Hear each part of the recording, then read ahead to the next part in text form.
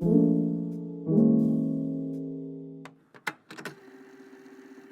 everyone, thanks so much for being here. My name is Kat and I make houseplant videos here on Good and Planty. If you just so happen to absolutely love this video, please consider liking it, commenting, subscribing, or following me on Instagram. All of these things help me grow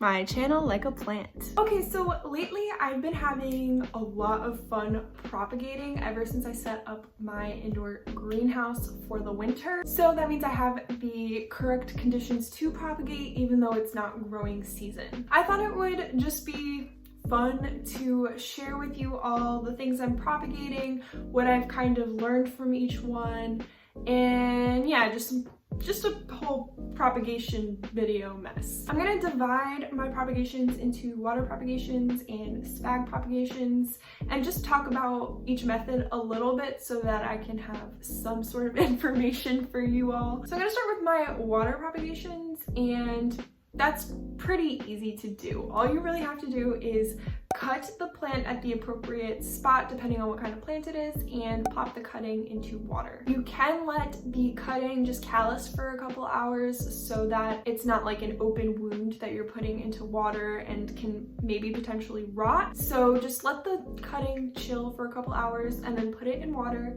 and make sure you are changing that water at minimum once a week because you want to make sure that that water is clean. And then on top of that, if you want to be fancy, you can use distilled water, but I have propagated a lot with tap water and I have had almost no issues really. I find the perks of water propagation to be that first and foremost that you can see the roots growing right before you, so there's no, guessing of how the plant is doing. You can see everything right there through the glass. It's very easy to set up. It takes maybe 5 minutes to do water propagations, and it is super easy maintenance because all you really have to do is switch out the water once in a while. I find water propagating to be definitely the best beginner propagation method. Some of the cons for water propagating, and there are not many, is that you might see the roots growing in a little bit slower and the roots might be a little bit weaker than if you were to propagate the same plant in spag. So just keep that in mind when choosing between water and spag. Now let me show you some of the plants that I have water propagating right now. I tried to have a good variety so that you were not bored. Okay, first is a pretty, requested plant in terms of how do you propagate this plant, and that is snake plants. Believe it or not, snake plants are super easy to propagate in water. It just takes a very long time. So these cuttings have been in water for months. You can cut a snake plant honestly wherever you want. Just make sure that it's kind of a sizable cutting. Let it callus for a couple hours and then just pop it right into water, and then you will see first you'll kind of start having some roots pop up like this, nothing crazy, they'll just pop out, and then eventually you will probably see a new little pup kind of pop out from the bottom. Next we have another pretty common but fan favorite, and that is pothos. For pothos, all you have to do is just cut below the node. It's less important to let these callus over, they should be fine, but do whatever you want. And yeah, they can just chill in water for as long as you want. These are Jonas propagations. I took a variety of cuttings for him. I think there's Marble Queen, Jade, and Golden in here, and he likes the look of them growing in water, so they're gonna stay in here because honestly, with this many roots, you kind of have to pick if you want it to live in water or go in soil eventually. So he picked water and they're gonna chill. The growth won't be anything crazy, but it looks really beautiful and the plant will survive here in the water. Maybe eventually I will put nutrients into the water here and there, but for right now, this plant's doing just fine. Next we have a super big favorite here on the channel, and that is my micans. Again, this plant is very similar to the pothos, so you want to cut below a node and just pop it right into water. This plant kind of had a jump start because of its aerial roots. Let me take one out. So you can see that here on the node, there's already some roots and they're pretty long. And this plant has only been in water for a couple days. And the reason that they're so long so fast is because they have these little aerial roots already. So once I plopped them into water, you know, they had roots to start with, so now they're just getting longer. Next we have a favorite of mine personally, and that is my Syngonium albo. I actually took a top cutting from this plant. I was not thrilled to do it, but it was getting pretty tall and I do want to start filling out that plant. I thought it was time, and I do want to eventually propagate these for trades and whatnot. Here's what the cutting looks like. Again, this is another plant with nodes that you just snip right below and pop them in water. This plant also had aerial roots, so these are growing pretty fast. Ooh, I have my begonia I finally cut up. I don't know how this plant's gonna do in water. This is kind of a recent one. I'm just trying it out and I'll see. This plant was just getting very long and I did have to give it a chop. And I want to eventually repot the original plant with these cuttings so that I have a more full begonia. And yeah, I can't really give much feedback on how this plant's doing because it's only been a couple days and I don't have any roots yet. But I am curious to see if this begonia will root well in water. Okay, and to finish up the water section, I have a fun little propagation station on my wall that I will give you a mini tour of. Okay, so here we have my little plant prop water station. It is nailed to the wall, so I didn't want to take it off for the video, but it is from a cute little small Etsy shop called PlantPropsBoutique, which I will link down below.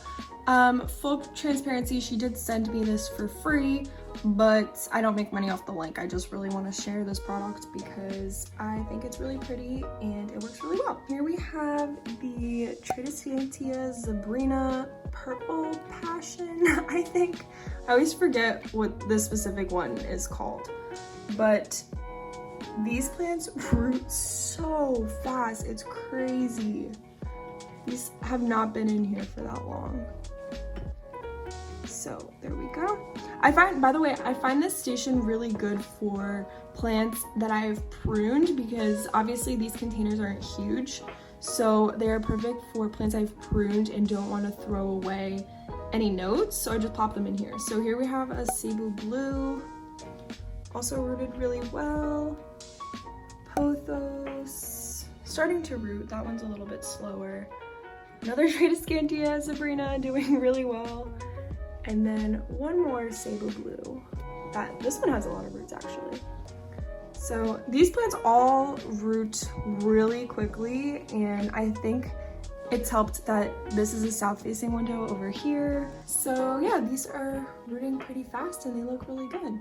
And check out this cute little hanger. Support a woman-owned business. And back to you, Kat, on the floor. So now that you've seen all of my interesting water propagations, I figured we can move on to SPHAG. For SPHAG, what you're gonna need to do is obviously take your cutting and then get some SPHAG. The SPHAG that I use is linked down below, and moisten it so that it's like a little bit wet but not sopping wet. And you can either put that in a little enclosed container, so sort of like a propagation box, or you can just put it in a glass jar or a nursery pot, ceramic pot, anything that's going to hold in that moisture. You'll find that if you put your SPHAG and your propagation in a terracotta pot, it's gonna dry out way too fast. Once you have all your stuff, you just take the container, put the moistened SPHAG in the container and sit your propagation loosely in that SPHAG. Once every couple days, just make sure that that SPHAG is still lightly moist, and you can do that with just a regular spray bottle with some water in it. That is key because if the SPHAG dries out, so will any root growth. The perks of this method is that you get fast and you get strong roots. Some of the cons is that obviously it's not as easy as water propagating, and it does take a little bit more maintenance. And of course, the saddest part is that you can't see the root growth as easily as in a water propagation. However, with all that being said, I've had a lot of luck recently with SPHAG propagation and I'm super happy with the results.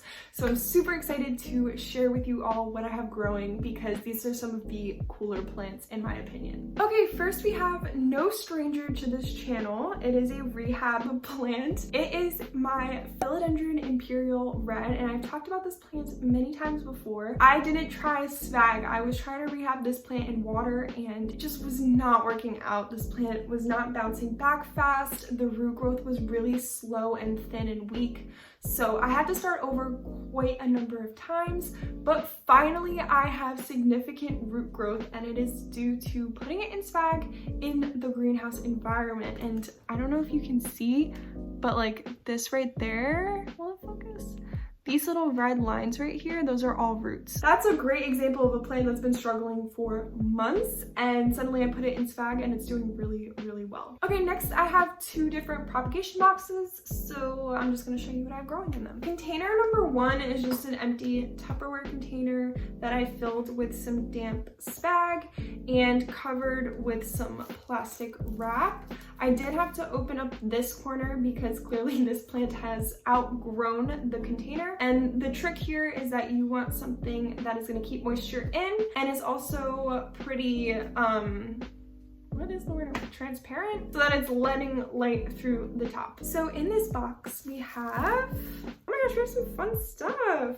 So this plant, I will do a little like overhead thing so that you can see. But this first plant over here is a Peperomia Pink Lady, and that plant is doing extremely well. So I think that this is a good method for peperomias. I have two in here and both are doing really well. I am getting really variegated and cute new growth, which is great. I also have my watermelon peperomia. I can see a little baby coming off of that one. I'm not gonna pull it out, but I am very happy with how that propagation is growing. And then I also have what I'm most excited about right here is my Syngonium erythrophyllum. With that plant, it was just a node. There was no leaf, there was no root. So I just took that node and plopped it in this box, and I already have a leaf on the way. Oh, I don't think I mentioned, for the peperomias, I just took a stem cutting and let it callus and then plopped it in here. My second box is kind of a glass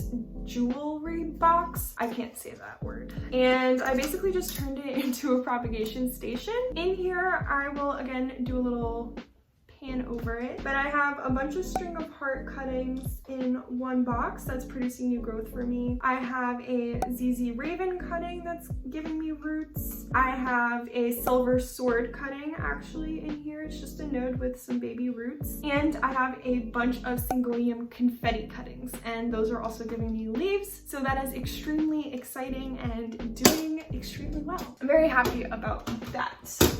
Okay, so those are all of my current propagations. I hope that was fun for you all to kind of just see, you know, what I have going on in the greenhouse. Thank you all so much for watching. Please drop any propagation questions you have down below, because I did talk a lot about propagations, but not really like specifically how to. So if you have questions on that, please let me know and I will do my best to answer them. And I will see you in my next video. Bye!